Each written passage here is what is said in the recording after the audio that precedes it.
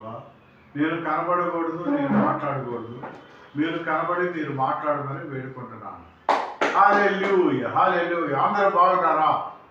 YouTube, ఫేస్బుక్లో చూస్తున్నటువంటి ప్రతి విధమైనటువంటి ప్రేక్షకుడు, ప్రతి విధమైనటువంటి దైవజనుడు, ప్రతి విధమైనటువంటి విశ్వాసి ప్రేక్షకుడు యేసు నామమున మీ అందరికీ శుభాభివందనములు తెలియచేయుచున్నాను. క్రైస్తవ జీవితంలో నలిగిపోవటము అంటే నిన్ను దైవికంగా శిక్షణ పొందించటమే. అది శిక్ష కాదు.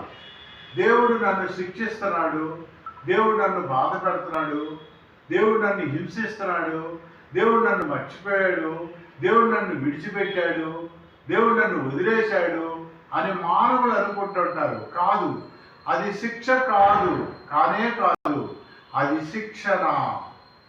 నువ్వు నలిగిపోవటం నిన్ను ఆధ్యాత్మికంగా హెచ్చింపబడటానికే, ఈ లోకరీత్యా నిన్ను హెచ్చించటానికే నువ్వు నలగొడతాడు, నిన్ను నన్ను నలగొడతాడు. శ్రమ నిన్ను నన్ను దేవుని దగ్గరికి తీసుకువెళుతుంది. ఒక ఆయనకి బాగా కష్టాలు ఉన్నాయి. ఆయన అనుకుంటాడు దేవుడు నన్ను మర్చిపోయాడు అని అనుకుంటాడు. ఇంకొక ఆయనకి వేరే బాధలు ఉన్నాయి, నన్ను వదిలేశాడని అనుకుంటాడు ఆయన.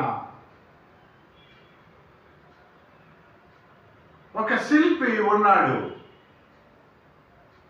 ఒక పాలరాయిని తీసుకొచ్చాడు, దాన్ని 2 ముక్కలు చేశాడు. ఒక మొక్కను పట్టుకున్నాడు, చెక్కటం స్టార్ట్ చేశాడు. ఒక్కొక్క శిల్పి ఆ మొట్టమొదటి రాయ 2 మొక్కల్లో మొట్టమొదటి రాయిని కొడతా ఉంటే అమ్మా అయ్యా అని అరుస్తా ఉంది ఆ రాయి. శిల్పికి జాలి వేసింది, ఈ రాయి ఏంటి అరుస్తా ఉంది. ఎందుకంటే శిల్పి ఉద్దేశం ఏంటంటే ఒక మంచి ప్రతిభను తయారు చేస్తే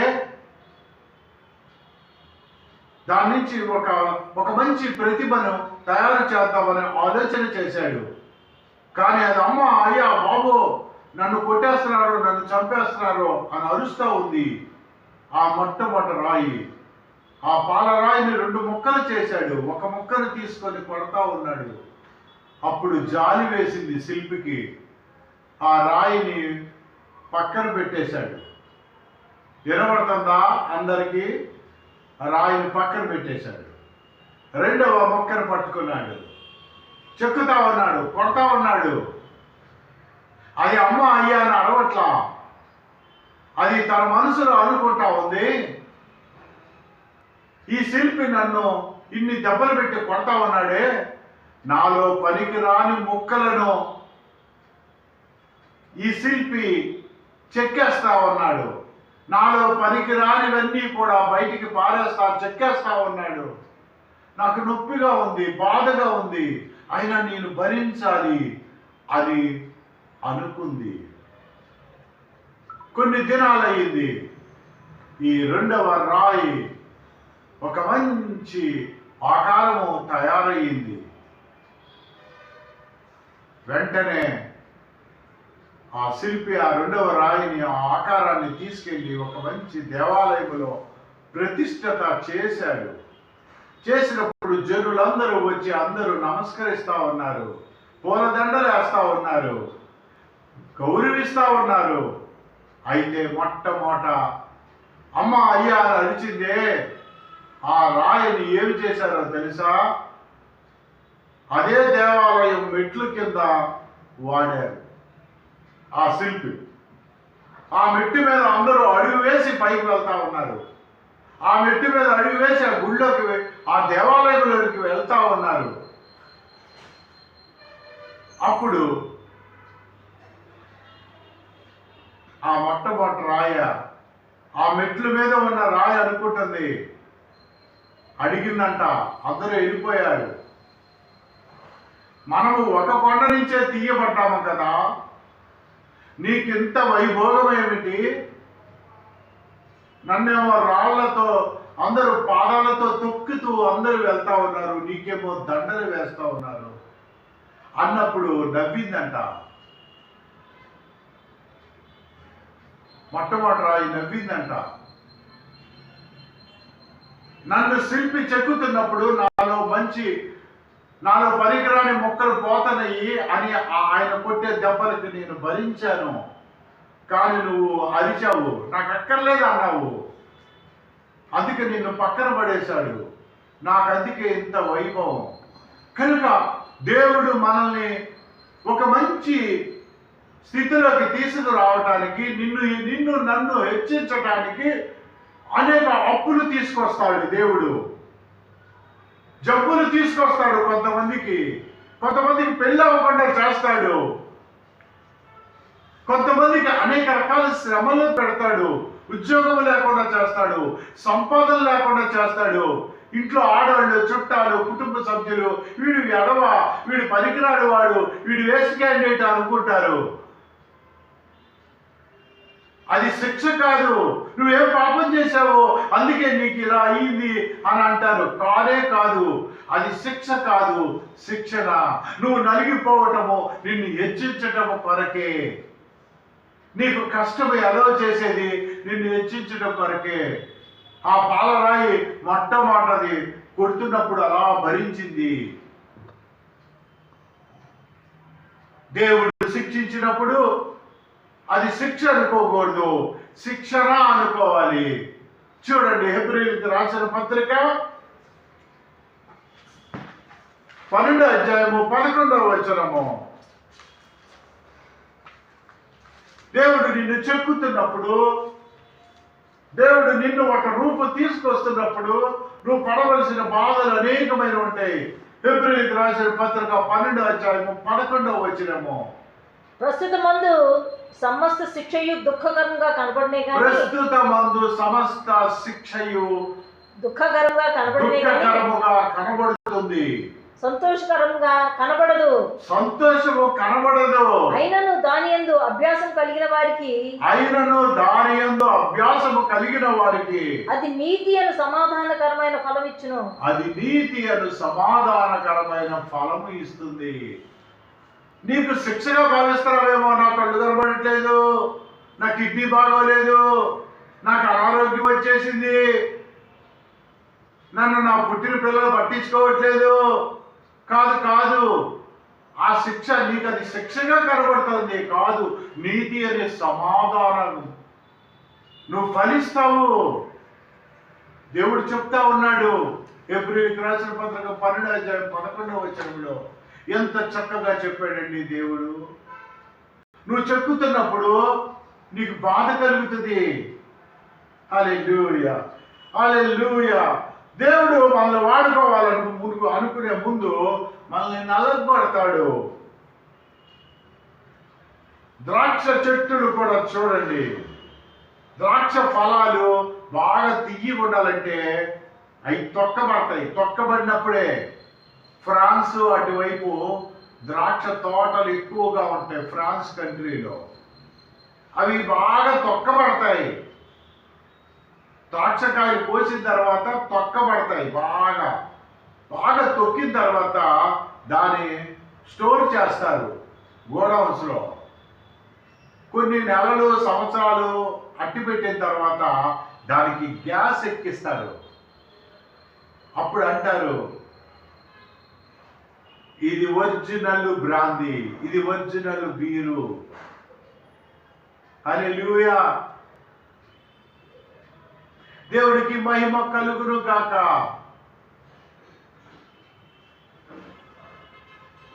నలిగిపోయిన తర్వాతే, బాధలు పడిన తర్వాతే, అవమానాలు వచ్చిన తర్వాతే, జబ్బులు వచ్చిన తర్వాతే మనల్ని దేవుడు వాడుకుంటాడు. యోహాను సువార్త 12వ అధ్యాయం 24వ వచనము.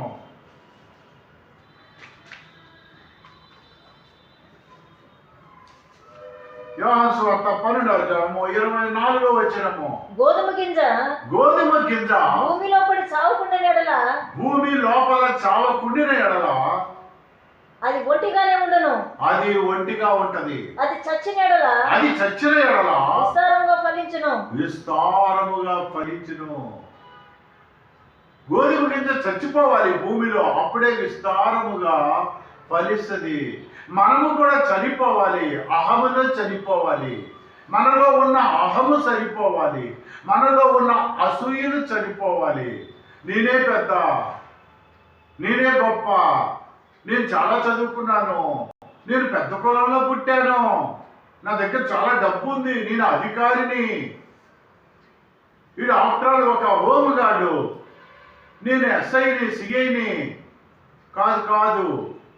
హోమ్ గార్డుకి ఉన్న విలువ హోమ్ గార్డుకు ఉంటుంది, సిఐ గారికి ఉండవలసిన విలువ సిఐకి ఉంటుంది, డీజీపీకి ఉండవలసిన విలువ డీజీపీకి ఉంటుంది.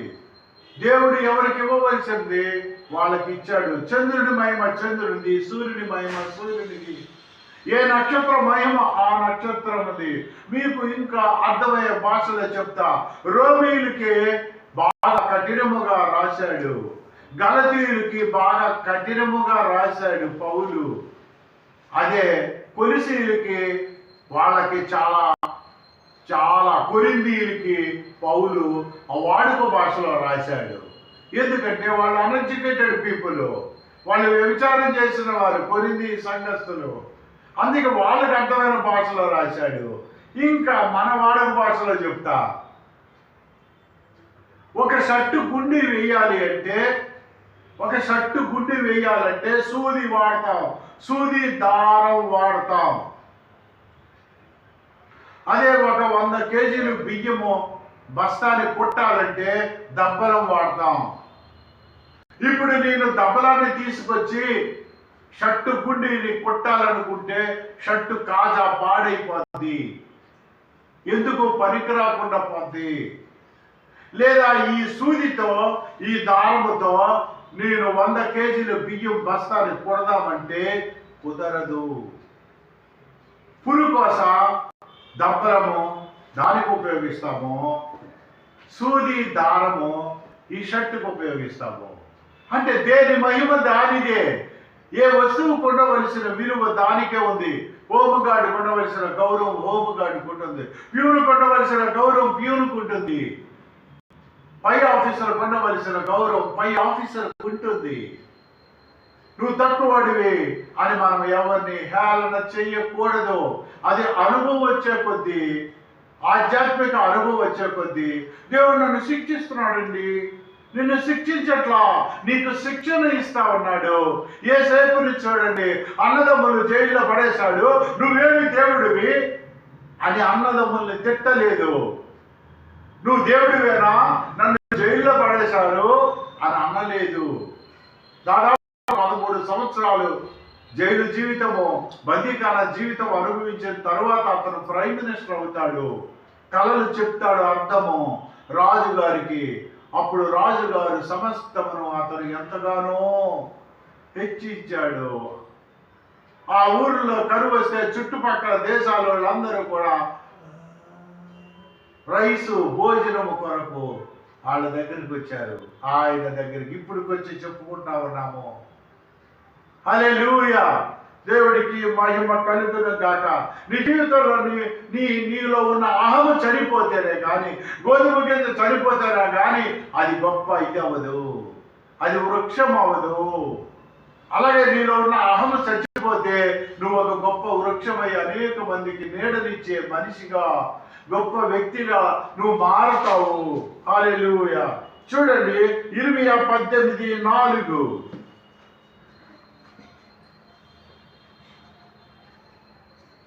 ఇర్మియా 18:4.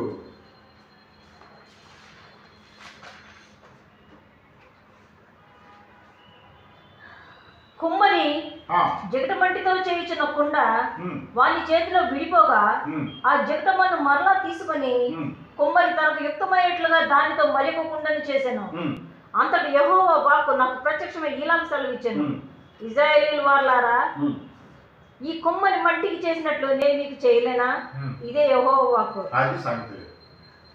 కుమ్మరి తయారు చేస్తా ఉన్నాడు, కుండలు పాత్రలు తయారు చేస్తా ఉన్నాడు. తయారు చేసినప్పుడు కొంత మట్టి పక్కకు వచ్చేస్తుంది, వాటిని వదిలేయడు.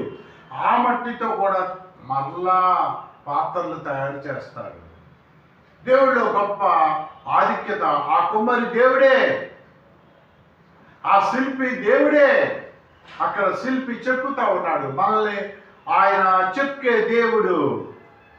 నీ చేతితోనే నన్ను చెక్కినావు, నీ చేతి నీడలో నన్ను దాచుకుంటివి, నీ చేతి నీడలో నన్ను దాచుకుంటివి.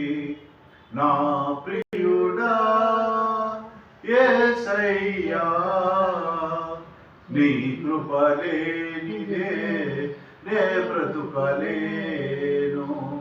సర్వోన్నతుడా సర్వకృపానిధి, సర్వ సంపదలు నీలోన ఉన్నవి, నీవు నా పక్షమై నిలచియున్నావు. ఆ శిల్పి మన దేవుడు, ఆ కుమ్మరి మన దేవుడు.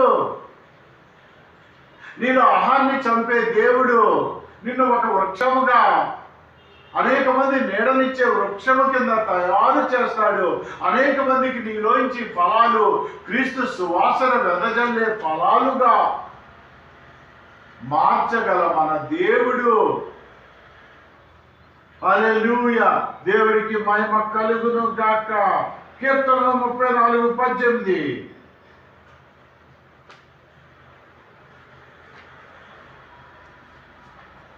కీర్తనలు 34:18.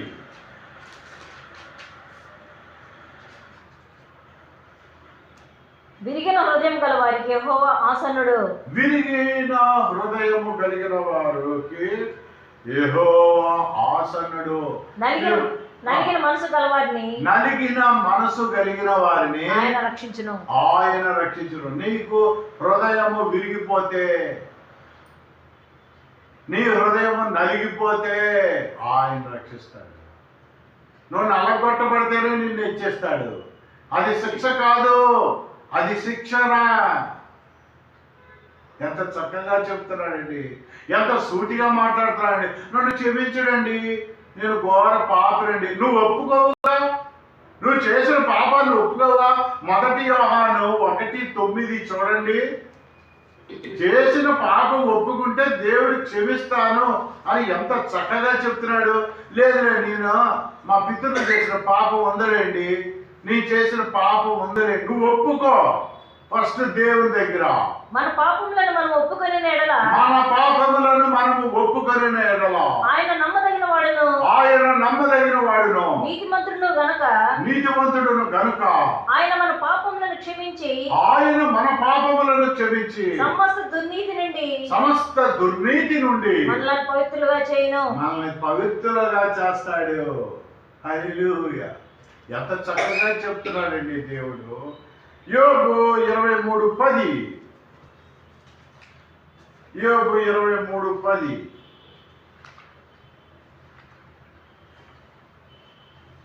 నేను నడుచు మార్గం ఆయనకు తెలియను, నేను నడుచు మార్గము ఆయనకు తెలియను. ఆయన నన్ను శోధించిన తరువాత, ఆయన నన్ను శోధించిన తరువాత నేను సువర్ణం వలె కనబడుదును, నేను సువర్ణము వలె కనబడుదును. శోధించబడిన మీదట నేను సువర్ణమై మారెదను. నేను వెళ్ళే మార్గము నా యేసుకే తెలియను. హల్లెలూయా, హల్లెలూయా, హల్లెలూయా. మనం శోధించబడిన తర్వాతే సువర్ణం అవుతాం. మనం నలగొట్టబడిన తర్వాతే మనం హెచ్చించబడతాం. మనం శిక్షించబడిన తర్వాతే శిక్షించిన తర్వాతే మనకి శిక్షణ అయిన తర్వాతే మనల్ని ఆయన ఒక రూపు తీసుకొస్తాడు. నిన్ను నన్ను, ఇది శిక్ష కాదు, శిక్షణ.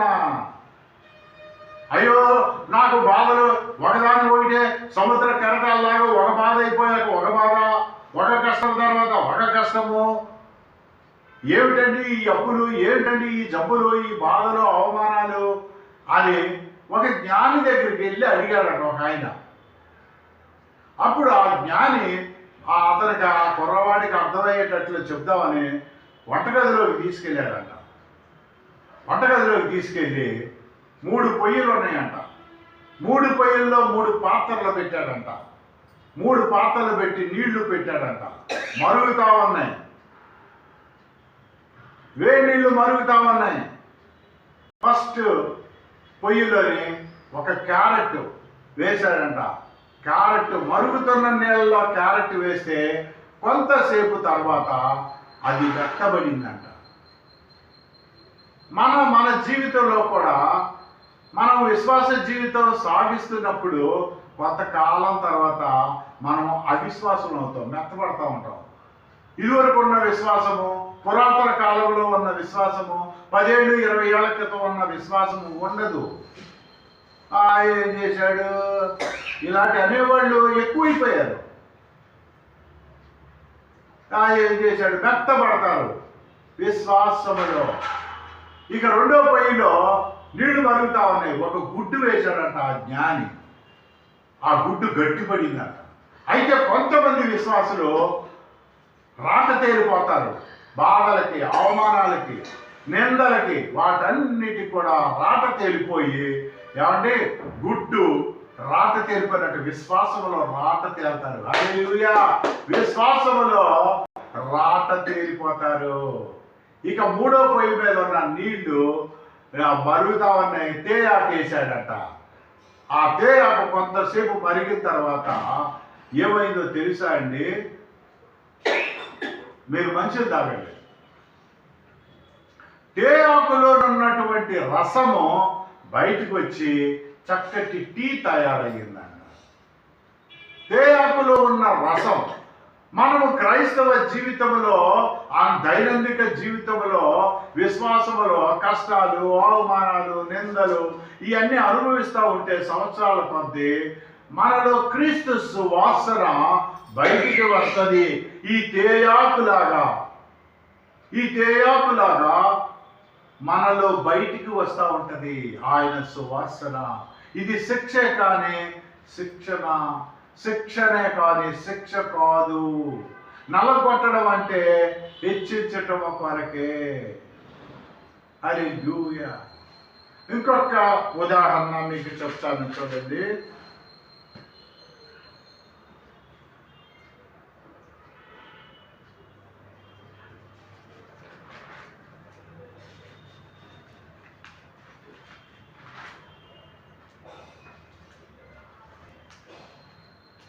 మరి గిట్టోను విషయంలో కూడా మరి అది ఈసారి మనం మళ్ళీ రేపు ఆరాధనలో కంటిన్యూ చేద్దాం.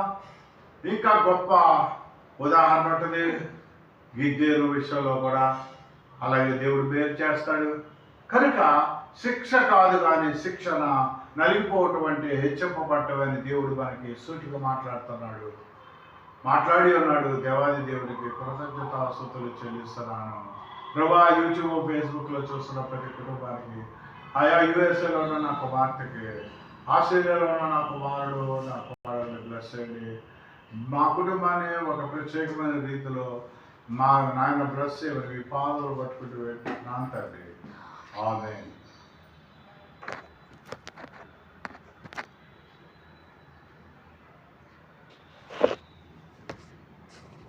కానీ ఉండిపోతున్నాను, దగ్గేస్తుంది.